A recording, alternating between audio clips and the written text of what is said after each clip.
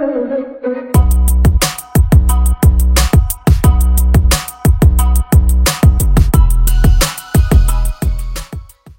fait, le projet a commencé avec Mathieu et moi. On était ici, dans cet atelier. C'était en avril 2021, donc il y a un peu plus d'un an. Et en fait, on est chez le même éditeur, Dargaud, avec Mathieu. Et on s'est retrouvés, on n'avait jamais encore travaillé ensemble. Et on s'est dit, tiens, et si on lançait un projet un peu fou, d'aller vers chaque équipe de campagne et de proposer après 4 dessinateurs, 5 dessinateurs, 6 dessinateurs pour suivre toute la campagne présidentielle, au plus proche des équipes. Donc on ne savait pas trop au début avec qui on allait partir, on ne savait pas qui allait accepter aussi de partir avec nous, parce que les dessinateurs de BD habituellement ils travaillent dans leur atelier. Là on leur a demandé d'aller sur le terrain, il fallait faire des déplacements à l'autre bout de la France, parfois à l'international comme moi ça s'est passé après. Voilà, il fallait des gens aussi qui aient le bagou pour approcher les politiques, ce qui n'est pas forcément évident tout de suite d'ailleurs. Alors moi j'ai fait principalement des livres jeunesse, j'ai aussi fait un peu de bande dessinée pour adultes, mais c'est pas pour ça qu'on me connaît. Et il se trouve que, à titre personnel, ces derniers temps j'avais envie de faire plus de choses ancrées dans le réel et pour adultes. Donc quand Mathieu Sapin est arrivé avec cette proposition de suivre un candidat à l'élection présidentielle en bande dessinée, en fait ça cochait pratiquement toutes les cases. Le sujet était inattendu pour moi, parce que alors là j'aurais vraiment jamais imaginé m'occuper de politique, mais par contre sur le public adulte et le reportage, ça allait vraiment dans la direction dans laquelle j'avais envie d'aller. Et donc pourquoi Jadot dans ton cas? Alors c'est Mathieu qui m'a proposé de suivre les Verts. Au moment où on en a parlé, c'était pas encore Jadot puisque la primaire n'était pas passée. Et pour moi ça avait une résonance particulière, d'une part parce que je sais pas, je suis végétarienne, je roule à vélo, voilà, ce genre de choses. Et puis après d'un point de vue familial, je vois que j'ai des parents très anti-écolo, des filles très très très écolo, donc je trouve que c'est une tension qui est intéressante et qui a du sens dans la problématique écologiste au point de vue national. Ça me parlait, voilà, et ça m'intéressait. Et aussi le fait d'avoir peut-être un enjeu moins important que pour mes collègues qui suivaient par exemple Emmanuel Macron ou Marine Le Pen, ça simplifiait la question. J'ai toujours continué à suivre l'activité du président Macron parce que je faisais régulièrement dans la revue Zadig des suivis de déplacements présidentiels et ça a donné lieu à un ouvrage qui s'appelle 12 voyages présidentiels chez Zadig.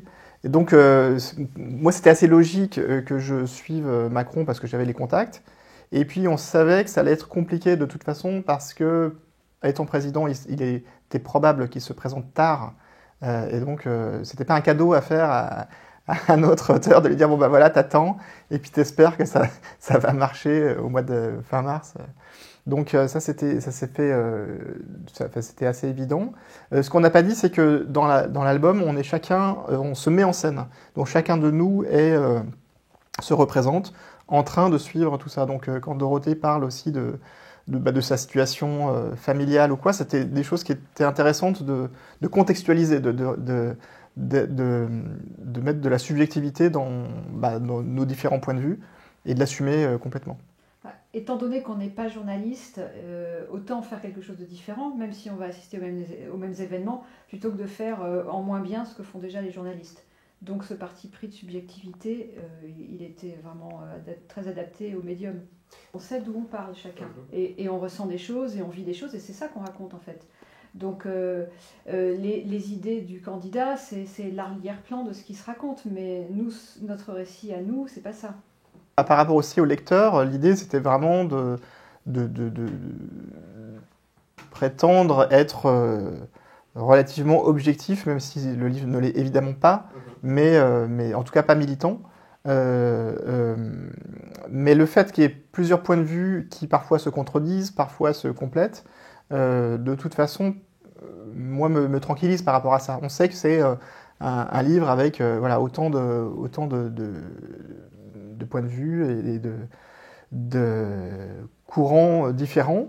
Donc la question, si c'est de savoir comment on se positionne et à quelle distance on se met des candidats. Moi, je savais que, comme on était plusieurs, de toute façon, ça allait aider aussi à contredire l'idée que le livre puisse être un outil de communication en faveur d'un candidat, puisque chacun tire un peu la couverture dans un sens différent. Et puis après, ce qui aide beaucoup, c'est que dans l'album, il y a beaucoup de dialogues entre les auteurs et beaucoup même de séquences où on est entre nous à échanger, à discuter. Et donc ça ramène aussi beaucoup les choses à notre niveau, à nous. C'est l'histoire des candidats, l'histoire de la présidentielle, mais c'est aussi l'histoire des dessinateurs qui sont embarqués dedans. Et nous, en fait, on n'hésite pas aussi, au fur et à mesure de l'album, à mêler nos dessins, à commencer une page.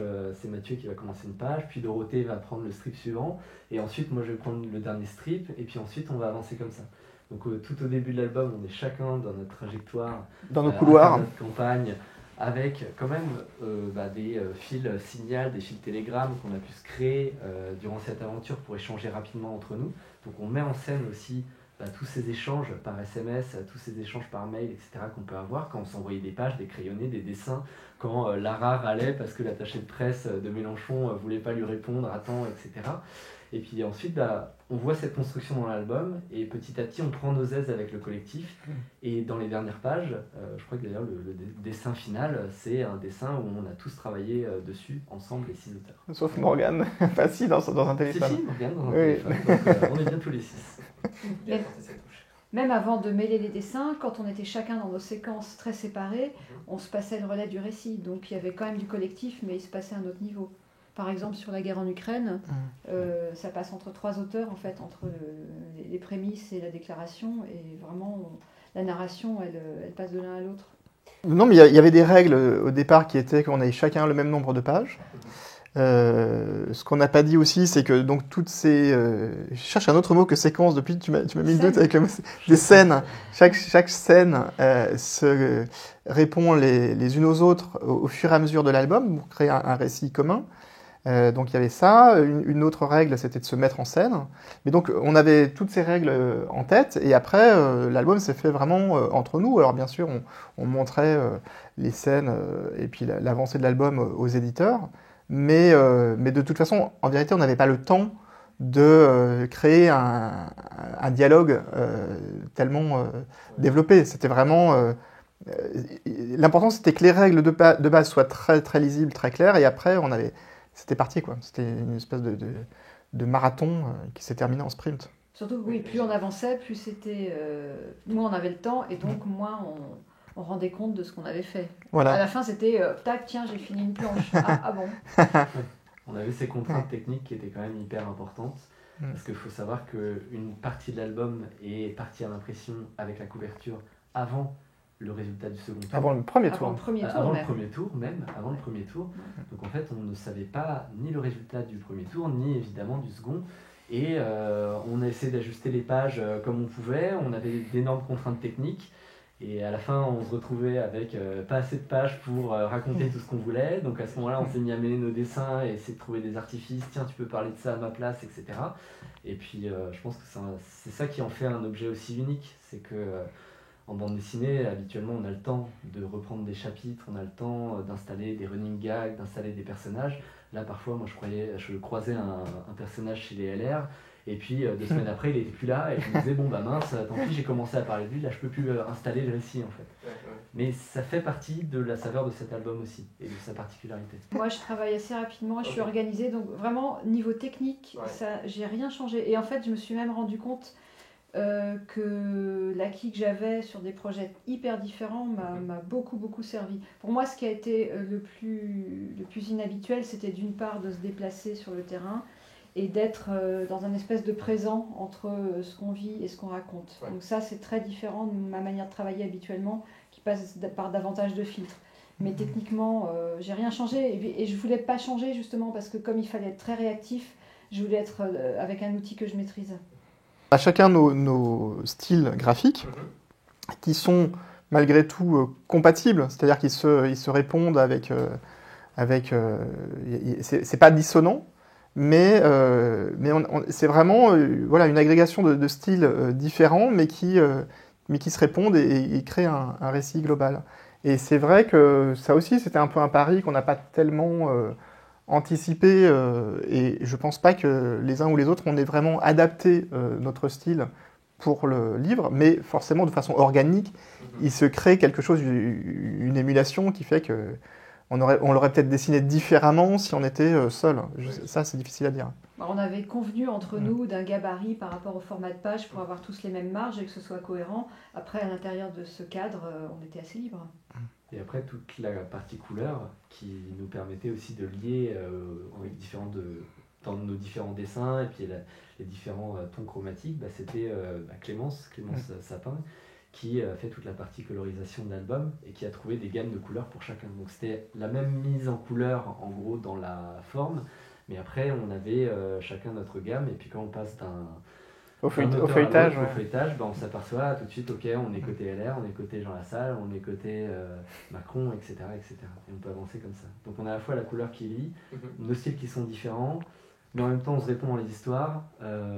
Voilà, finalement ça marche en fait. J'ai une scène justement où Valérie Pécresse se confronte à son image en BD. D'accord. Et en fait, alors le sujet, le médium de la bande dessinée est hyper intéressant là-dessus. C'est que moi j'avais 6 minutes dans le train pour parler à Valérie Pécresse. Donc en 6 minutes c'est super court, il faut que je la fasse réagir dessus. C'est du ponte en politique, etc. Sa campagne battait de l'aile, c'était à la fin de la campagne et tout, et je me disais mince, qu'est-ce que je vais lui dire? Et je me suis dit, tiens, sors le PDF de l'album, les premières pages qu'on a envoyées, de toute façon elle ne pourra pas revenir dessus parce que c'est bien imprimé, et là elle a réagi à son image. Et en fait c'est cette transmission vraiment de, je pense aux pages de Morgane, de Dorothée parfois qui peuvent montrer aussi leur carnet aux équipes, etc. C'est vous dessinez, c'est sympa, c'est un auteur de BD, vas-y laisse-le passer, etc. Voilà. Ou Lara qui rencontre Jean-Luc Mélenchon tout à la fin et qui lui dit je vous ai dessiné toute ma vie, maintenant dessinez-moi. Ils se sont montrés assez intéressés et amusés. C'est vrai que c'est les personnes avec qui on a peut-être le plus parlé, parce que les politiques ne sont pas forcément disponibles. Et puis on les retrouve d'un événement à l'autre. Donc voilà, et je sais qu'il y en a pas mal, moi, même ceux avec qui je n'ai pas parlé, qui regardaient par-dessus mon épaule et qui attendent de voir ce qu'il va y avoir dans le livre. Ça crée un dialogue aussi, parce que souvent les journalistes politiques connaissent très bien le sujet et donc sont pour nous aussi souvent des mines d'informations, parce qu'ils vont nous donner des clés, des éléments de contexte, et c'est vrai qu'on utilise ça beaucoup. Beaucoup de frustration dans une campagne présidentielle, et de plus en plus au fur et à mesure que le temps passe, parce que les accès sont plus compliqués, et souvent, il y a le dessinateur ou la dessinatrice, c'est un peu... on se disait, tiens, on va faire un sujet sur lui, ou on permet un peu de comment dire, devenir un objet de curiosité. Et ça m'est même arrivé, rarement, mais ça m'est arrivé qu'on me demande des infos ou des accès, comme si j'allais pouvoir, moi, les aider dans leur quête, parce qu'ils sont tous confrontés au même problème, c'est comment ramener de l'information, et à un moment donné où les choses se resserrent, et donc tout le monde veut toucher du doigt le sujet principal qui est le candidat, et nous, en tant que dessinateurs, on a cette espèce une espèce de clé que tout le monde n'a pas, quoi. La clé du dessin. Et c'est vrai que le dessin a quelque chose d'assez magique, parce que personne n'est indifférent à un dessin, et la plupart du temps, les réactions sont très bienveillantes. Les gens sont fascinés, il y a quelque chose de magique, mais qui peut être trompeur d'ailleurs, parce que souvent le dessin est perçu de façon plutôt sympathique, alors que l'album en témoigne, on peut avoir la dent assez dure sur des personnes ou sur des moments. Donc les gens se focalisent plus sur le dessin, alors que nous, on fait de la bande dessinée, c'est-à-dire du texte et du dessin. Et le texte aussi dit des choses. Parce qu'on n'a rien fait valider, évidemment, par les équipes. On n'a rien fait valider par les Oui, c'est vraiment on a tout fait de notre côté, et là, en fait, ils vont découvrir l'album le 12 mai lors de sa sortie. Mais je pense qu'ils n'imaginent pas du tout. C'est très compliqué d'imaginer en amont ce que ça peut être. Nous, on a expliqué à chaque fois nos démarches. On a fait beaucoup avant que la campagne ne démarre, on a fait beaucoup d'échanges pour expliquer notre propos et ce qu'on voulait faire. Et il faut dire qu'on a la plupart du temps quand même eu des accès. Les gens étaient plutôt ouverts. C'était grâce aussi en fait aux précédents albums de Mathieu. Moi, je me rappelle avec Palais Bourbon aussi, que j'avais écrit juste avant. Quand on disait, ça va être un peu comme Comédie Française, ça va être un peu comme Le Château, ça va être un peu comme Palais Bourbon.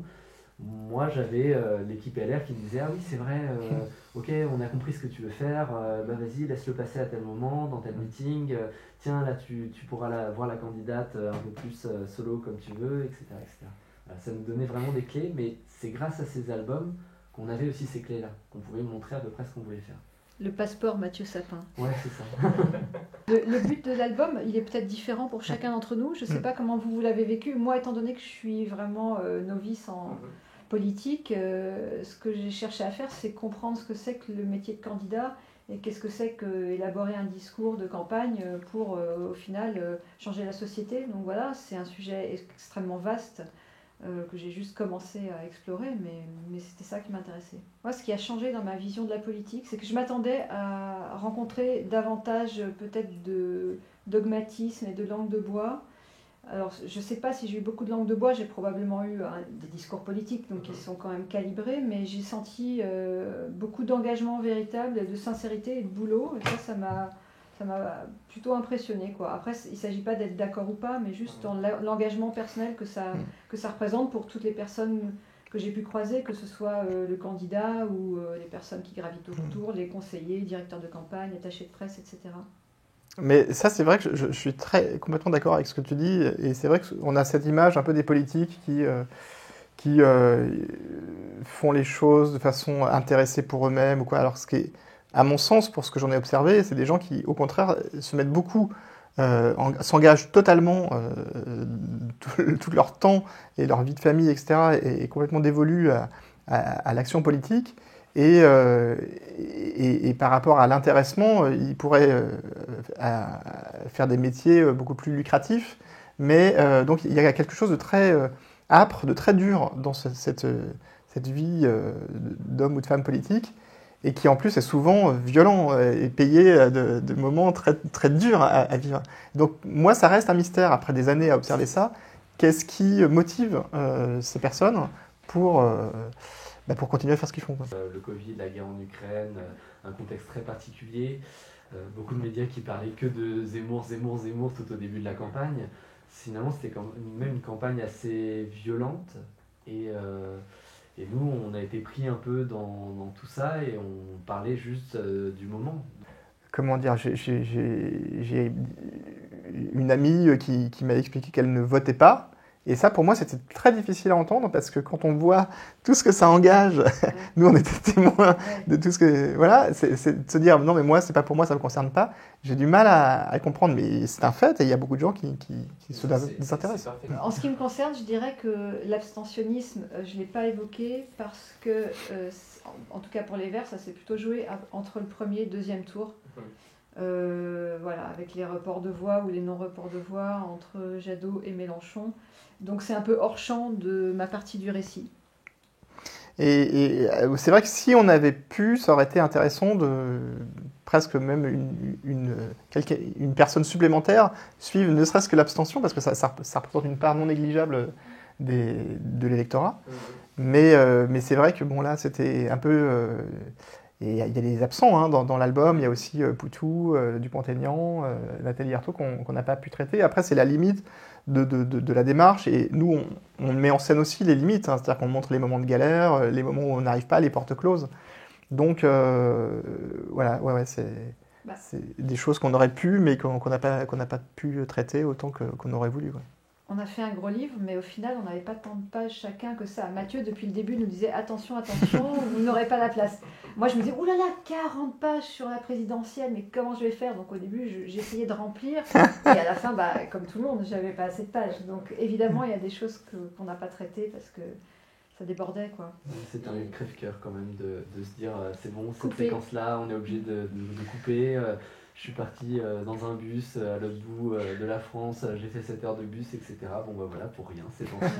Voilà, mon carnet ne sert à rien, allez next, on passe au suivant. Non mais si l'album est un succès, et on pense qu'il le sera, on pourrait imaginer une version augmentée. Hein, avec 1000 pages. Tout est possible. Non, de mieux je sais pas, est-ce que l'expérience va se refaire avec le même collectif, avec d'autres collectifs, tout ça, est-ce qu'on a ouvert une porte peut-être à d'autres dessinateurs pour... les prochaines échéances électorales, on verra bien. En tout cas, on sait que l'objet qu'on a fait là, il est quand même unique par sa conception Et je sais pas, on se sent peut-être un peu pionnier dans cette façon de faire, quoi. C'est ça que je trouve intéressant. Ouais, moi, ce que je retiens des restes du projet, c'est vraiment le fonctionnement collectif qui était inédit et qui est très fort. Vraiment, on arrive à faire quelque chose de complètement neuf. Et là, c'est plus personnel, le rapport au réel et au présent, qui était nouveau pour moi et qui est passionnant, quoi. Mais alors, quand on associe les deux, c'est génial. Après, pour dépasser ça, on peut simplement continuer ça et je pense que ça le fera progresser spontanément, quoi. Forcément, là, c'était une première.